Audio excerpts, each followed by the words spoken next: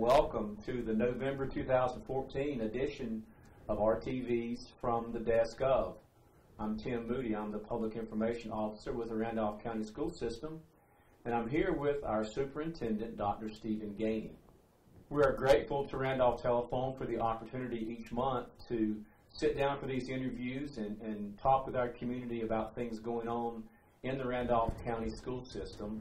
Dr. Gainey, there is a lot going on right now. We had a board work session and board meeting yesterday. A lot of activity there. The day was kicked off with a meeting with some legislators. If you would, talk to us about who was in attendance there and some of the things that we talked about. Well, we did have an exciting early session with the legislators. Rick Gunn was here, Pat Hurley and Alan McNeil were here, and we really wanted to have that opportunity to have a discussion with them, just a conversation, not necessarily a request and response session as much as just a conversation about some of our concerns as we head into what's going to be a legislative session for them after the winter holidays.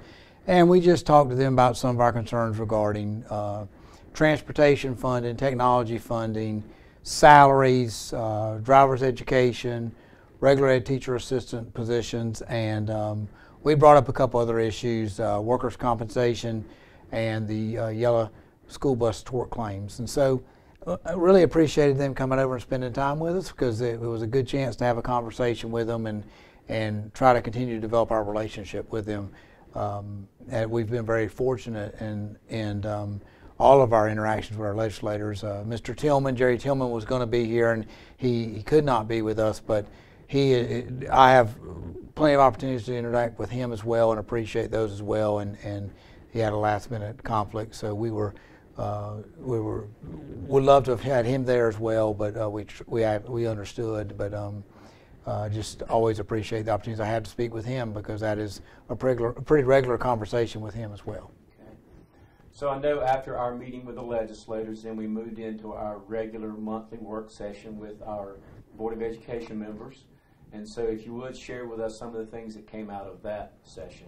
Well, in the work session we try to talk about things that impact academics and our academic goals and what we're doing with the school system instructionally. We talked about a multi-tiered student support system. Acronym for it is MTSS, and it's a combination of PBIS and response to intervention. It's a movement the state is making to combine those into one overall process for providing support for kids, not only instructionally but also in behavioral issues as well. We also had a very good discussion regarding item called Peach Jar. And Peach Jar is an electronic system for posting flyers, maybe that outside groups want to send out to our students, and had a very good discussion with the board, looking at how we can continue to be more efficient in areas all throughout the school system, particularly in maybe getting away from as many paper flyers and using electronic flyers that can go directly to parents by email. So that was an exciting discussion, and more to come out of that. We also, towards the end of the work session, talked about what the next couple months or next month looks like for the board, and we do have a annual meeting for the board in December, on December 15th, where there's the chair and vice chair elections, and we also will have 3 board members sworn in that night. So Ms. Coltrane, who will be returning to the board, and then also Mr. Biggs and Mr. Burgess, who won elections and will be new board members. So some exciting times coming. Okay, so then following our work session, of course, was our monthly board meeting. It turned out to be the final board meeting for a couple of our long-standing board members, Tommy McDonald and Gary Mason. You had a special presentation for those gentlemen. Can you tell us about that? Yes, we presented them with a plaque of appreciation, and also they took their pictures with them that are in the boardroom. Every board member's pictures in the boardroom. And then we had an opportunity they had an opportunity to speak, and then the chair spoke, and another board member, Mr. Cook, Gary Cook, has been very close to both of those 2 individuals, so he made some comments. You know, being a board member is a service position, and it's one that sometimes they deal with things that a lot of the public doesn't realize, but school systems are very fortunate to have good board members such as Mr. Mason and Mr. McDonald and individuals of high character like they are. So there will be big losses there. But same token is we definitely need to make sure we're showing our appreciation for what they've done for the school system.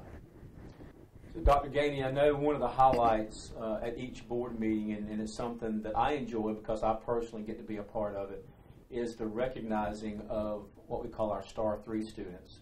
Now that's a program that we've been doing for a while, but I suspect there are some folks in our community who maybe don't know what Star 3 is all about. Could you take a moment and just talk a little bit about that program? Well, to begin with, Tim, the Star 3 acronym stands for students that are, and then it's the R cubed, respectful, responsible, and do the right thing. I would say that's probably the highlight of every board meeting for me, and that may be one of the most important, if not the most important thing we do every board meeting is recognize students. Our school system's here because of students. We have to educate students, and that's our role, our number one role, priority.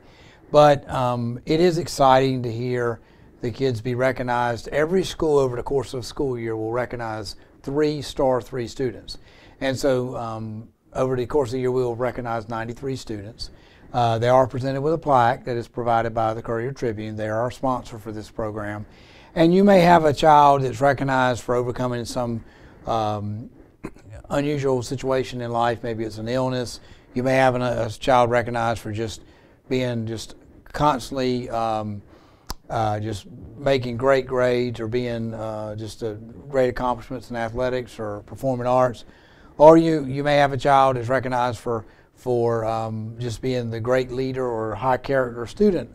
And we leave that to the schools. The schools have their own committee, and they when it's their month, they let us know who to recognize. And so over the course of a year, a school will have somebody recognized, maybe say in September, also in December, and then maybe again in March. So we don't recognize 3 on the same night from the same school. But it's fun to see the parents come in, the school staff come in support of the kids, and then it's obviously fun to see the kids be recognized. They come up front, they get their picture taken with board members, and they get their picture taken as a group. And it's just it's a neat reminder of why we're here. We're not here for a lot of things going on in the school system, but the number one reason why we're here is not budgets and resources necessarily. Those are things that are here to help the number one reason we're here, which is kids. And it's a good reminder every board meeting why we do what we do. Okay. On the topic of honors and recognitions, there were several others from last night's board meeting. We had a large group of schools in 2 categories. One we referred to as positive performance schools, and then another group, superior performance schools, and each school was recognized. Can you tell us a little bit about what that designation means, to be a positive performance school or a superior performance school? Well, Tim, the positive performance and superior performance labels is something unique to the Randolph County school system. And if you're a positive performance school, that means that your composite, grade level proficiency composite, increased in 13-14 compared to 12-13 by 10 or more points, double digits. And then you met the growth expectation for your school. If you're a superior performance school, you had the double-digit increase in proficiency, but you also exceeded the growth expectation for your school. So, we're going to put goals out there for schools. I think we need to recognize children for their accomplishments individually. We need to recognize schools for the accomplishments of their kids collectively and of their staffs collectively. So it turned out last night we had 9 in one group and 10 in others, and 19 out of 31 schools were recognized last night.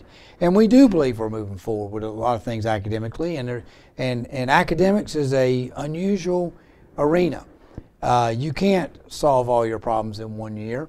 It takes time. It's got to be a very methodical, planned process. So I'm excited about where we'll be 5 and 10 years from now. But I know this, when we can recognize that many schools, after one school year, that's exciting, and they deserve to be recognized. The leadership of the schools, the staff of the schools, and obviously the collective group of kids that led to that performance at school. Okay, and again, staying on the topic of recognizing our folks for doing good things, we have a principal, Shayla Savage from Braxton Craven Middle School, who received a special honor last night. Can you tell us about that? Yeah, she's the president-elect of the Principal Association, North Carolina Principal Association, and you know, speak about Shayla. She's a leader. She's a leader. She's a proven principal, and we're excited about having her with us. We're also excited about having that role beyond our county, because we feel like we have some good to offer to the entire state as far as what we're doing with children, what we're doing with staff, and we feel like we have as good a principals as anybody in this state, and really proud to see her in that role. Really proud to know how she's going to represent us, because I know it'll be at top-notch level. But also, the thing you can't miss about Shayla is she's proven. She's a proven leader, a proven principal, and that organization will be better off with her in that leadership role. It would only help that organization. So, if we could, for just a moment, talk about some action items that took place at last night's meeting, and I know we had a board policy revision in the area of student reassignment. That's going to have some impact on our school system. Could you talk a little bit about the changes that are coming there?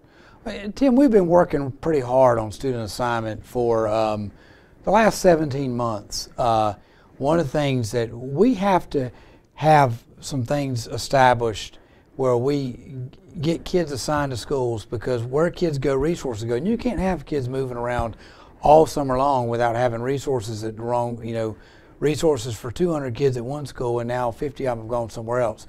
We're just trying to get some procedures in place, because I believe that if we do this, and I've always believed this when I was a principal, if you got your procedures lined up and you put them out there, the public will help you. The problem becomes when the public doesn't know what your procedures are, because you haven't cleaned them up and put them out there for people to see. But very excited on, we have some student reassignment guidelines that we had in place. They were approved last year on January 14, 2014. We did some revisions to that document. That is not an actual board policy. We did some more revisions last night. And then we had a policy that spoke to one was student reassignments inside the system, and one was a policy about releasing students to other systems, and just clean that up. Feel really good about where we're going on that area too. Getting some attention not only to knowing what our policies say, but making revisions as we need to, and this is an area we need to do so, because we need to put ourselves in a position that the public can help us with this as well. They can't help us if they can't get accurate information, and it's not fair to ask them to help us to follow our procedures if the information is not accurate for them. So I believe strongly in that. I go back to both schools I was a principal of. I had three big groups of people I thought that helped that school go. One was the students, one was the staff, and the other group was the parents. And I don't know that I can put a value on any one of those three groups being, I surely can't say the parents weren't as valuable as the other two groups. I'm surely not ever going to say that, because I felt like the parents played a very big role in the success of both of those schools. So I want to work with them the best we can. Okay.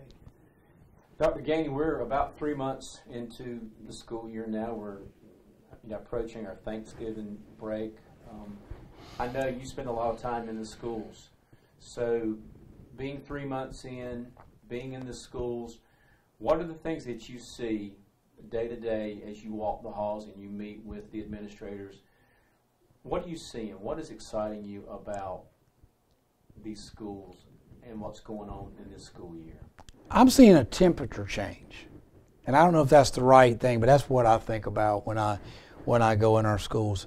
I'm seeing a real temperature change. It's an exciting temperature change, and it's I'm seeing a lot of interaction between staff and collaborating, and I go to the elementary level, and you'll see students going to different reading groups, maybe not just necessarily in the same classroom, but they may be going to different rooms with different teachers. Like my teacher may be Miss Smith, but I may be in a reading group across the hall with Miss Thomas.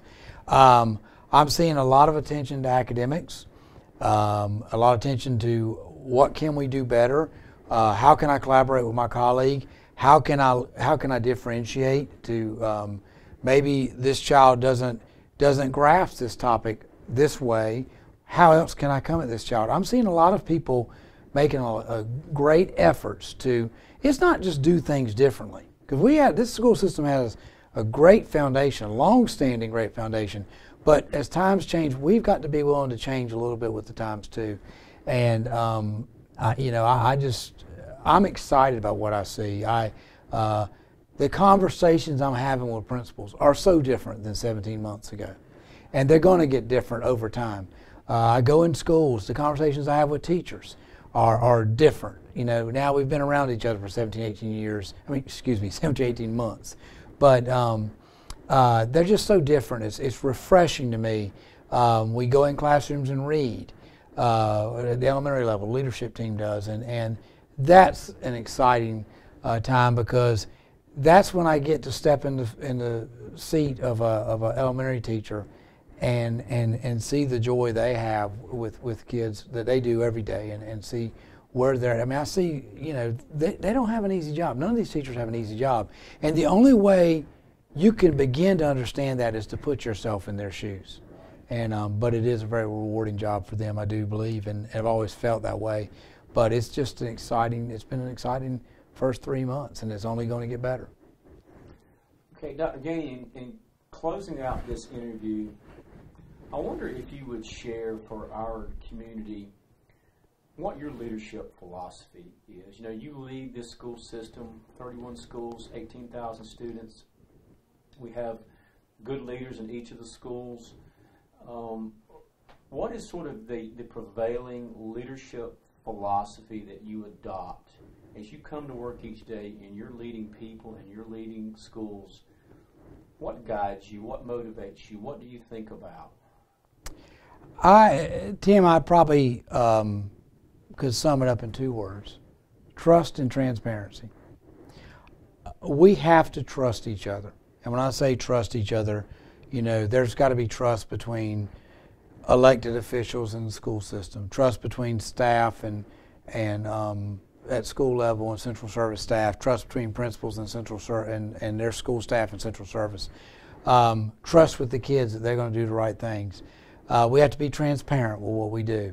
And when, I'm not one that walks around and tries to remember what I told you, the day before, because I'm going to be very transparent with you, and we're going to try to do things the right way.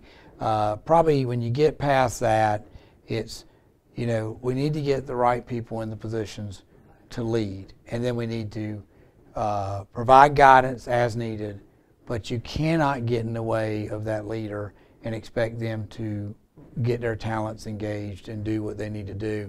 And that kind of goes back to the trust piece. We have 31 schools. I've been a principal. I think I know how important it is for that principal to have some autonomy at his or her school. I appreciated that from the superintendents I was a principal under. It's very hard to run a school when you don't have that. So I'm constantly, one of the things I keep as a priority is I want to go to the schools, I want to see what's going on, but I also need to make sure I don't do anything to undermine the authority of the principal on that campus, because I can't be the principal of 31 schools, nor, I can't do it, nor can anybody else do that. And so we've got to put people in positions that can do those roles, because then they work down with, they're working with their staff and providing autonomy and empowering them to do things that are needed for kids. All right, well, Dr. Gainey, thank you. And again, I just want to say thank you to Randolph Telephone for giving us this opportunity. We do enjoy the chance each month to meet with our community and share the things that are going on in our school system. And we thank you for your support, and we thank you for this time that we've had.